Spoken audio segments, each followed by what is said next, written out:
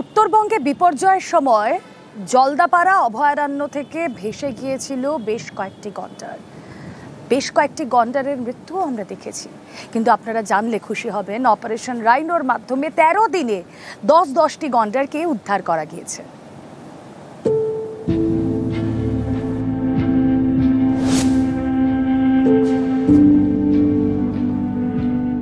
সম্প্রতি বিপর্যয় নেমে আসে উত্তরবঙ্গে। ভুটানের জলে ভেসে যায় ডুয়ার্স, জলে ভাসে জলদাপাড়া জাতীয় উদ্যানও। জলদাপাড়া জঙ্গলে সব থেকে বেশি গন্ডার থাকে তোরসা নদীর তীরে। বিপর্যয়ের দিনে তোরসার জলে ভেসে যায় বেশ কয়েকটি গন্ডার। কিছু গন্ডার তো ভেসে কোচবিহারে চলে যায়। এই গন্ডারদের ঘরে ফেরাতে জলদাপাড়া থেকে শুরু হয় অপারেশন রাইনো। গত 13 দিনে 10টি গন্ডারকে উদ্ধার করেছেন বনকর্মীরা। এর মধ্যে 5 গন্ডারকে জঙ্গলে ফেরানো হয়েছে। বাকি 5 গন্ডারকে আরো কিছুদিনের মধ্যেই জঙ্গলে ফেরানো হবে। লাস্ট 5 অক্টোবর আলিপুরদুয়ারে তোরসার মধ্যে অনেক ফ্লাডিং ছিল। ফ্লাডের মধ্যে অনেক রাইনো বাইরে চলে গেল। Operation rhino is very successful. 10টা রাইনোকে আমরা রেস্কিউ করতে পেরেছি। বনকর্মীরা যথেষ্ট তৎপরতার মাধ্যমে তারা সেই গন্ডারটিকে আবার জলদাপাড়া অভয়ারণ্যে ফিরিয়ে দিয়েছেন। তাদের এই প্রচেষ্টাকে আমরা পরিবেশ প্রেমীরা কুর্নিশ জানাই। মোট 10টি গন্ডার এ পর্যন্ত উদ্ধার হলো। নিউজ 18 বাংলা। নজর 26-এর আগে অনুপ্রবেশ ইস্যুতে তোপ অমিত শাহ। কি তোপ? বিজেপি শাসিত গুজরাট, রাজস্থান, অসমে অনুপ্রবেশ হয় না বলে দাবি শাহের। বাংলায় ভোট ব্যাংকের রাজনীতির জন্য এখানে অনুপ্রবেশকারীদের স্বাগত জানানোর অভিযোগ তুলে এক্স হ্যান্ডেলে পোস্ট করেছেন অমিত শাহ। যথেষ্ট সিগনিফিকেন্ট এই পোস্ট। কি বলতে চেয়েছেন, কি ইঙ্গিত এই পোস্টের মধ্যে থেকে জানবো। আমাদের প্রতিনিধি মৈত্রেয়ী ভট্টাচার্য রয়েছেন সঙ্গে। মৈত্রেয়ী, রুমেনা, দেখো, অত্যন্ত তাৎপর্যপূর্ণ ইঙ্গিত অমিত শাহের। এর আগে আমরা দেখেছিলাম যে মুখ্যমন্ত্রী সরাসরি অমিত শাহের বিরুদ্ধে তিনি অভিযোগ করেছিলেন এবং পাল্টা এবার নাম না করে মুখ্যমন্ত্রীর কথা তিনি উল্লেখ করেন এবং তাকে আক্রমণ করেছেন। এক্ষেত্রে অনুপ্রবেশকে কিন্তু হাতিয়ার করেছেন অমিত শাহ এবং তার বক্তব্য যে বাংলা এবং ঝাড়খণ্ডে কার্যত রেড কার্পেট পেতে দেওয়া হয় অনুপ্রবেশকারীদের জন্য। তার কারণ তারা ভোট ব্যাংকে কাজ করেন এবং সেক্ষেত্রে তিনি ডাক দিয়েছেন যাতে এই অনুপ্রবেশ বন্ধ করে দিয়ে একেবারে সরকারকে পাল্টে দেওয়ার আহ্বান জানিয়েছেন তিনি। বাংলায় তৃণমূল সরকার পাল্টে দেওয়ার আবেদন তিনি জানিয়েছেন এবং একই সঙ্গে এসআইআর যে করা হবেই সে বিষয়েও কিন্তু ফের বার্তা দিয়েছেন অমিত শাহ। তার বক্তব্য তাদের এটা একেবারে সিদ্ধান্ত দলগতভাবে যে যারা অনুপ্রবেশকারীরা রয়েছে তাদেরকে চিহ্নিত করা হবে এবং তাদের কোটানকোট নির্বাসনে পাঠানো হবে। ফলে সব মিলিয়ে একেবারে মুখ্যমন্ত্রীকে নিশানায় বিঁধেছেন অমিত শাহ এবং সেখানে অনুপ্রবেশকে হাতিয়ার করেছেন তিনি এবং তার সঙ্গে সঙ্গেই সরকারকে বদলে ফেলার কথা বলেছেন এবং একই সঙ্গে মুখ্যমন্ত্রীকে নজিরবিহীন নাম না করে আক্রমণ করে তিনি উল্লেখ করেছেন যে উনি সংবিধানের ঊর্ধ্বে বলেও তিনি উল্লেখ করেন এবং তার এক্স হ্যান্ডেলে সেই ইন্টারভিউয়ের অংশ নিজে পোস্টও করেন অমিত শাহ। বেশ মৈত্রী, কথা বলবো তৃণমূল মুখপাত্র আমাদের সঙ্গে রয়েছেন অরূপ চক্রবর্তীর সঙ্গে। অরূপদা, স্বাগত জানাবো নিউজ 18 বাংলায়। আমি রুমেলা কথা বলছি আপনার সঙ্গে। অসমে, রাজস্থানে, গুজরাটে অনুপ্রবেশ হয় না কারণ ওগুলো বিজেপি শাসিত রাজ্য। এখানে ভোট ব্যাংকের রাজনীতির জন্য অনুপ্রবেশকে প্রশ্রয় দেওয়া হয়। অমিত শাহ এমনটাই প্রতিক্রিয়া দিচ্ছেন এক্স হ্যান্ডেলে। দেখো, অনুপ্রবেশের ফলে যদি জনবিন্যাস বদলে গিয়ে থাকে সেটা একমাত্র বোঝা যায় যদি সেন্সাস হয়। কেন্দ্রীয় সরকার কেন 2021 সালে পেন্ডিং সেন্সাসটা প্রকাশ করেনি, তাহলেই আসলে খেলাটা ধরা পড়বে। মাথায় রাখতে হবে বাংলাদেশে কমছে ক্রমাগত হিন্দুদের জনসংখ্যা। সেই হিন্দু শরণার্থীর অনুপ্রবেশ হচ্ছে পশ্চিম বাংলায় এবং দেখা যাচ্ছে বর্ডার লাগোয়া সব অঞ্চলগুলোতে বিজেপি লোকসভায় সিট বের করছে।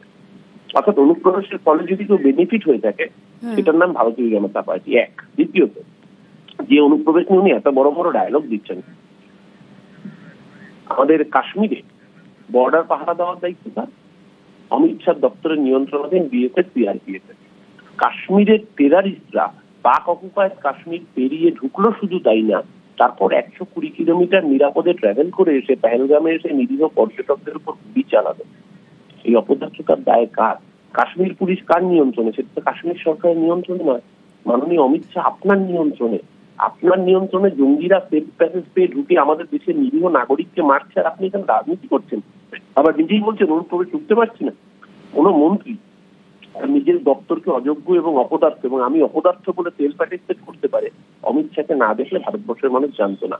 এই অপদার্থ স্বরাষ্ট্রমন্ত্রী দেশের লজ্জা, অবিলম্বে ওর নিজের পদত্যাগ করা উচিত। সেটা না করে ব্লেমিং, অন্যের ঘাড়ে দোষ চাপানোর খেলা খেলছে। এই রাজনীতির জবাব বাংলার মানুষ দেবে।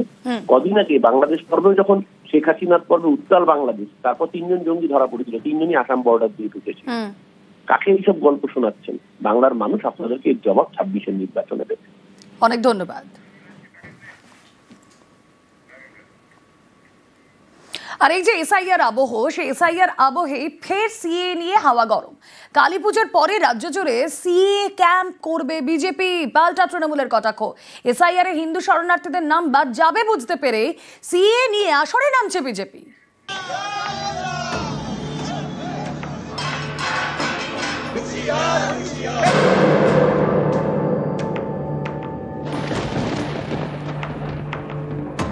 আইডিওলজিক্যালি উই আর কমিটেড যে বাংলাদেশ থেকে আসা হিন্দুদের আমরা নাগরিকত্ব দেব, সিএ এর মাধ্যমে তারা নাগরিকত্ব পাবে। এফআইআর করলে কার্যত হাজারে হাজারে লাখো লাখো মানুষের নাম বাদ যাবে, তাদের মধ্যে অজস্র হিন্দু শরণার্থীর নাম বাদ যাবে। আতঙ্কিত বিজেপি এখন সিএ এর গাজর ঝুলিয়ে ওরা কোন রকমের ভোট বৈতরণী পার হতে চায়। কমাস পরেই রাজ্যে বিধানসভা নির্বাচন, তার আগে চর্চায় এসআইআর। ভোটের আগে বাংলায় ভোটার তালিকার বিশেষ নিবিড় সংশোধন করতে চায় নির্বাচন কমিশন। তার প্রস্তুতিও চলছে। বিহারে সদ্য শেষ হয়েছে এসআইআর প্রক্রিয়া। ভোটার তালিকা থেকে বাদ গিয়েছে প্রায় 69 লক্ষ নাম। এমন পরিস্থিতিতে বাংলায় এসআইআর ঘিরে হাওয়া গরম। তারই মধ্যে বিজেপির মুখে ফের সিএ এর কথা। কালী পুজোর পরই রাজ্য জুড়ে সিএ এর ক্যাম্প করবে পদ্ম শিবির। আইডিওলজিক্যালি উই আর কমিটেড যে বাংলাদেশ থেকে আসা হিন্দুদের আমরা নাগরিকত্ব দেব। সবাই তো পালিয়ে আসতে পারেনি, কিছু মানুষ তো ওপারে থেকে গেছে, তাদের কি হবে? আমরা আগামী দিনে শিবির করে ফর্ম ফিল আপ করাবো, প্রয়োজনে সিএ এর মাধ্যমে তারা নাগরিকত্ব পাবে। সিএ এর ক্যাম্প পশ্চিমবঙ্গে অনেকে করছে, আমি তো প্রস্তাব দেব তৃণমূলকেও সিএ ক্যাম্প করার জন্য। এফআইআর করলে কার্যত হাজারে হাজারে লাখো লাখো মানুষের নাম বাদ যাবে, তাদের মধ্যে অজস্র হিন্দু শরণার্থীর নাম বাদ যাবে, এবং সেই মানুষের ভোটেই বিজেপির ভোট ব্যাংক ফিত। অর্থাৎ আতঙ্কিত বিজেপি এখন সিএ এর গাজর ঝুলিয়ে ওরা কোন রকমের ভোট বৈতরণী পার হতে চায়। ভোটের আগে বাংলায় যখন এসআইআর ঘিরে প্রস্তুতি তুঙ্গে, তখন বিজেপির সিএ বার্তা ঘিরে ফের রাজনীতির হাওয়া গরম। নিউজ 18 বাংলা। পাহাড়ে কেন্দ্রের মধ্যস্থতাকারী নিয়োগে আপত্তি। প্রধানমন্ত্রীকে চিঠি মুখ্যমন্ত্রী। প্রাক্তন ডেপুটি এনএসএ কে মধ্যস্থতাকারী নিয়োগ কেন্দ্রের। পঙ্কজ কুমার সিং এর নিয়োগে আপত্তি জানিয়ে চিঠি। রাজ্যের সঙ্গে কথা না বলে একতরফা সিদ্ধান্ত কেন? ত্রিপাক্ষিক চুক্তিতেই জিটিএ গঠিত হয় বলে সরব মমতা। স্বশাসিত সংস্থা জিটিএর অধিকারে হস্তক্ষেপ বলে তোপ। মধ্যস্থতাকারী নিয়োগে আপত্তি জানিয়ে চিঠি মুখ্যমন্ত্রী মমতা বন্দ্যোপাধ্যায়। প্রধানমন্ত্রীকে চিঠি দিতেই পারেন, কিন্তু এটা ট্রাইপার্টাইট ব্যাপার। ওনারাও তো আলোচনা করেছেন, তখন তো ত্রিপাক্ষিক আলোচনা ছিল। ত্রিপাক্ষিক আলোচনাতে তো কেন্দ্রের একজন প্রতিনিধিকে রাখতে হবে। পাহাড়, দার্জিলিং, এটা তো বাংলার অবিচ্ছেদ্য অংশ। আজকে পাহাড় আর ডুয়ার্স পুরোদস্তুর শান্ত, পর্যটকরা যাচ্ছেন, অর্থনৈতিক উন্নতি হচ্ছে, পাহাড় আবার হাসছে। তো সেখানে কেন কেন্দ্রীয় সরকার নাক গলাতে যাচ্ছে? যেগুলো কেন্দ্রের করার কথা, বাংলার 100 দিনের কাজের টাকা দেওয়ার কথা, আবাসের টাকা দেওয়ার কথা, প্রাকৃতিক দুর্যোগে টাকা দেওয়ার কথা, বকেয়া দেওয়ার কথা, সেগুলো তারা দিচ্ছেন না। এবার যে খবর আপনাদের দেব, রাজবাড়ির দেবোত্তর সম্পত্তি বিক্রি। বেআইনিভাবে দেবোত্তর সম্পত্তি হস্তান্তরের অভিযোগ উঠছে। কোন রাজবাড়ি? মহিষাদল রাজবাড়ি। মহিষাদল রাজবাড়ির জমিতে বেআইনি নির্মাণ। পর্যটন দপ্তরে অভিযোগ আইনজীবী কৌশিক ভট্টাচার্যের। জেলা শাসককে রিপোর্ট দিতে নির্দেশ পর্যটন দপ্তরের। কথা বলবো, প্রতিনিধি সুজিত ভৌমিক রয়েছেন সঙ্গে। সুজিত, মহিষাদল রাজবাড়ি বিখ্যাত রাজবাড়ি, সেই রাজবাড়ি দেবোত্তর সম্পত্তি বিক্রি হয়ে যেতে পারেই বা কি করে?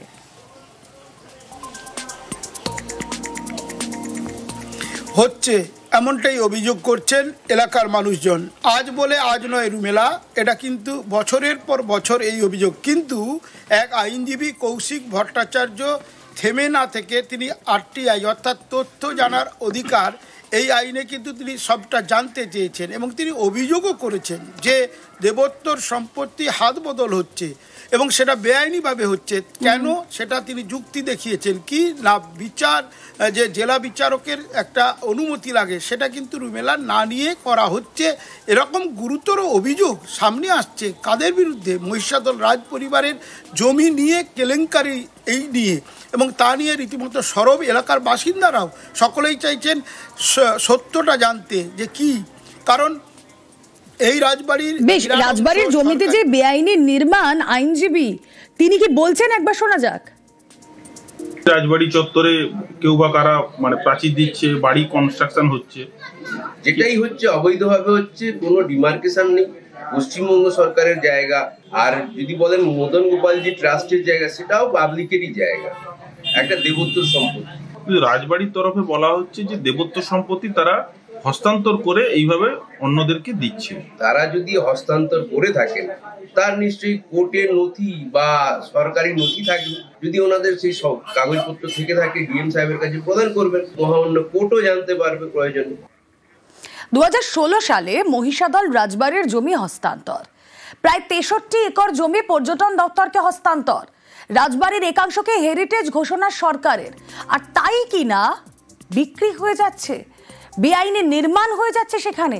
কথা বলবো, প্রতিনিধি সুজিত ভৌমিক রয়েছেন আমাদের সঙ্গে। সুজিত, যেই 63 একর জমির কথা আমরা বলছি, যা পর্যটন দপ্তরকে হস্তান্তর করা হয়, সেখানেই কি বেআইনি নির্মাণ?